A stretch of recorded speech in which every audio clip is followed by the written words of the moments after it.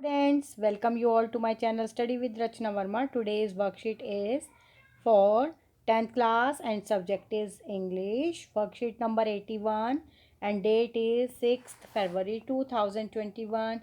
Today's the worksheet topic is from lesson Bholi and it is worksheet 2. चलिए देखते हैं। अब आप इस पहले इसमें पिक्चर देखिए किस तरह से जो है यहाँ पर जो भोली की मदर है वो किस तरह से और भाई बहनों को प्यार कर रही हैं। ये भोली अकेली बैठी हुई है, ये उसके फादर हैं और कैसे फादर जो है भोली को लेकर स्कूल जा रहे हैं। और यहाँ पर जो है एक मैरिज का सीन है जो भोली है और जिसकी शादी जो है बिशंबर जो कि बहुत ओल्ड एज का है उससे शादी हो रही होती है। तो ये वो है सीन। आगे की जो वर्कशीट है चलिए हम देखते हैं आज की वर्कशीट में हमारे लिए क्या है। The above sequence of picture The above sequence of pictures summarizes the lesson and also describes Bhole's journey from a dumb cow to a confident girl. जो इस पिक्चर से हमें पता चल रहा है, जो हमने अभी पिक्चर देखी है ऊपर, इससे पता चल रहा है कि भोली की जो जर्नी है वो एक जो है बिल्कुल जो गाय की तरह जो एक तरह से उसे कंपेयर किया है उसे एकदम से जो बिल्कुल एक कॉन्फिडेंट गर्ल में जो एकदम से उसमें चेंजेस आए हैं। तो ये जो है पिक्चर से हमें यही पता चल रहा है। आगे है नाउ लेट्स आगे देख लेते हैं। Now let's read the last scene of the lesson and attempt the given question. अब हमें लास्ट सीन को देखना है और क्वेश्चन को अटैम्प्ट करना है। जो हमारा लास्ट सीन है जिसमें उसकी मैरिज हो रही है उससे रिलेटेड है और फिर हमें क्वेश्चन को अटेंड करना है। चलिए पढ़ते हैं। पिताजी said Bholi in a clear loud voice and her father mother sister brother relations and neighbours were started to hear her speak without even the slightest stammer. पिताजी, take back your money. I am not going to marry this man. जब बिशंबर जो है जब भोली का चेहरा देखता है और ज़्यादा पैसों की डिमांड करता है तब भोली एकदम से बोल्ड होकर बोलती है कि पिताजी अपने पैसे वापस ले लो, मुझे इस आदमी से शादी नहीं करनी। रामलाल वॉज थंडर स्टक, एकदम से वो अचंभित हो जाता है। The guest began to whisper, और सब जो है फुसफुसाने लगते हैं। सो शेमलेस, सो अगली एंड सो शेमलेस, कितनी बेशरम है, कितनी भद्दी है, कितनी बेशरम है। भोली, आर यू क्रेजी, क्या तुम पागल हो गई? Shouted Ramlal. You want to disgrace your family, क्या तुम मतलब अपनी फैमिली को मतलब निराश करना चाहोगी? Have your regard for your izzat, मतलब अपनी इज्जत की परवाह करो। For the sake of your izzat, said Bholi, I am willing to marry this lame old man. मतलब इज्जत की खातिर ही मैं इस लंगड़े आदमी के साथ शादी कर रही थी। But I will not such a mean, लेकिन मैं मतलब ही नहीं हूँ।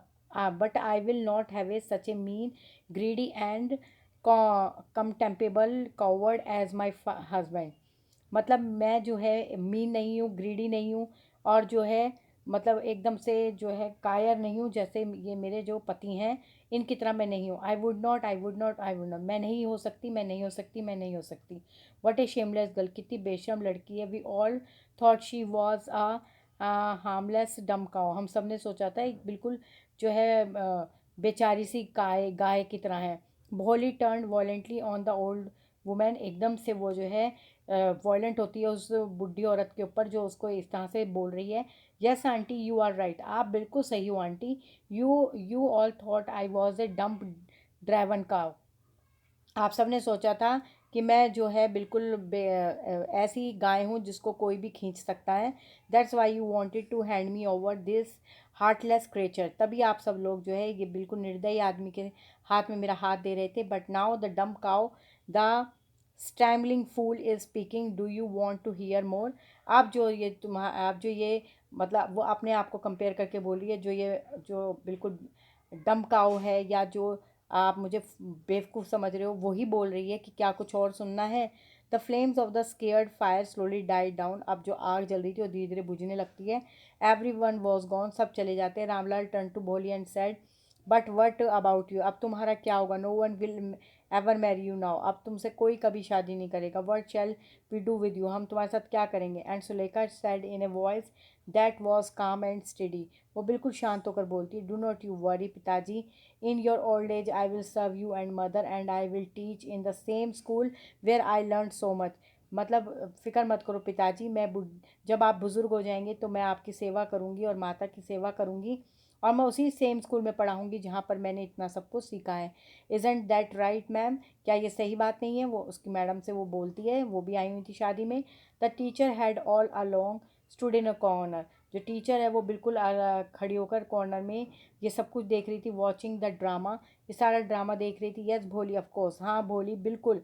शी रिप्लाइड, उसने कहा, and in her smiling eyes that the light of a deep satisfaction that an artist feels when contemplating the competition of her masterpiece. और बिल्कुल उसकी आंखों में चमक होती है, एक ऐसी चमक जब आर्टिस्ट जो है अपने मास्टरपीस को बिल्कुल पूरा कर लेता है और उसको देखकर वो खुश होता है। ऐसी चमक उनकी आंखों में थी, टीचर की आंखों में। चलिए, अब ये थी आपकी वर्कशीट जो मैंने आपको बिल्कुल डिक्टेट करी। अब इससे रिलेटेड यहाँ पर 5 क्वेश्चन आंसर्स हैं, मैंने आपके लिए सॉल्व करके रखे हैं। चलिए एक एक करके हम देख लेते हैं। What did Bholi parents accept December proposal? Bholi parents felt that if they did not accept December proposal she might remain unmarried all her life. Her mother said they were lucky that Bishambar was from another village and hence did not know about Boli's pock marks and her lack of sense. Hence Bholi parents accepted the marriage proposal. मतलब वो ये सोच रहे थे कि बिशंबर दूसरे गांव का, उन्हें उसके फेस के बारे में नहीं पता होगा और इसलिए उन्होंने मैरिज प्रपोजल को एक्सेप्ट कर लिया था। अगला ये है कि why did Bishambar marriage with भोली नॉट टेक प्लेस? क्यों नहीं हो पाई उनकी शादी? तो the marriage did not take place because Boli refused to marry Bishambar. When the groom said that her face was covered with pock marks, he declared that he would marry her only if her father paid him a dowry of 5,000 rupees. मतलब जो बिशंबर जो कि दूल्हा है, जब उसने जो है भोली यानी कि सुलेखा का चेहरा देखा, जो कि जो मार्क्स हैं उसके चेहरे पर, और उसने फिर मना किया और कहा कि अगर शादी करेगा तो उसे 5,000 रुपये और चाहिए। Sketch out Bishambar's character in the story. Bishambar was an old, lame, and a rich man who had grown up children. He was mean, greedy, and selfish. He was an opportunist who tried to take advantage of Holly's weakness by demanding 5,000 rupees as dowry.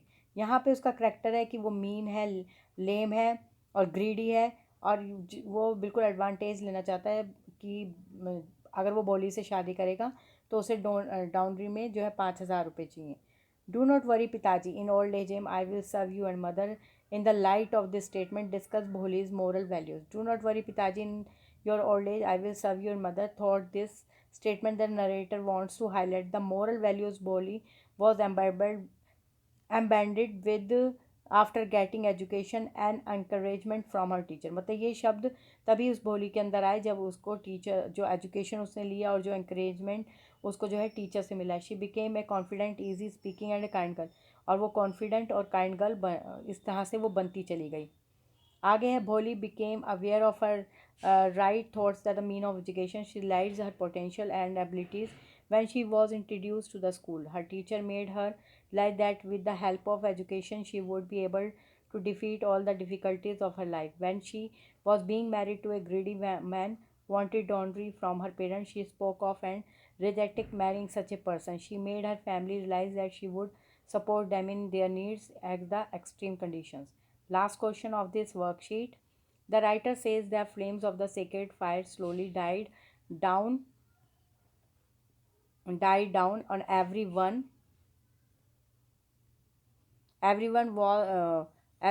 was gone। मतलब सब चले गए थे। everyone was gone।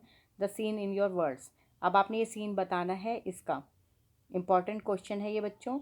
The marriage did not, एक बार देख लेते हैं।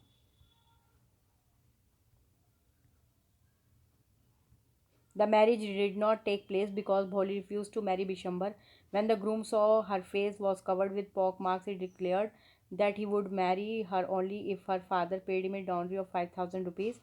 Finally, Ramlal placed the dowry amount of at the groom feet. The flame of the sacred fire slowly died down. Everyone was gone. Ramlal returned to Bholi and said, "But what about you? No one will never marry you again. What shall we do with you?" said Sulekha, said in a voice that was a calm and steady. "Do not you worry, Pitaji. In your old age, I will serve you and mother, and I will teach you in the same school where I learned so much." मतलब यहाँ पे जो है बताया गया है कि किस तरह से भोली ने रिफ्यूज़ किया शादी को, क्योंकि उसके चेहरे पे जो पोक मार्क्स थे, और उसने डिक्लेयर किया कि मतलब क्योंकि जो विशंबर है जिससे उसकी शादी आ रही वो 5,000 रुपये चाहता था, तो उसने मना किया कि पिताजी अपने पैसे वापस ले लो। और जो है जो अग्नि है वो धीरे धीरे धीरे शांत होने लगी, और सब लोग जो है धीरे धीरे जाने लगे। और रामलाल जो है भोली से कहता है कि अब तुम्हारा क्या होगा, कौन तुमसे शादी करेगा। तो सुलेखा कहती है, यानी कि भोली का नाम सुलेखा है, वो कहती है अपने बिल्कुल शांत आवाज़ में कि आप फ़िक्र ना करें पिताजी, आपकी जब आप बूढ़े हो जाएंगे मैं आपकी और जो आपकी मतलब मेरी जो माता जी हैं, मैं दोनों की आपकी सेवा करूंगी, और मैं सेम स्कूल में पढ़ाऊंगी जहाँ मैंने इतना सब कुछ सीखा है। और ये बच्चों बहुत इंपॉर्टेंट वर्कशीट है, क्योंकि इसमें अधिकतर इंपॉर्टेंट क्वेश्चंस ही हैं। तो आप लोग जो है अपनी वर्कशीट को अच्छे से याद करेंगे, समझेंगे, और जो है अपने पेपर की जो है रोज़ आपने पढ़ना है, रोज़ तैयारी करनी है, ताकि आप अच्छे नंबरों से जो है पास हो सके। और आपने ज़्यादा से ज़्यादा शेयर करना है, कमेंट करना है। Thank you so much for watching my video.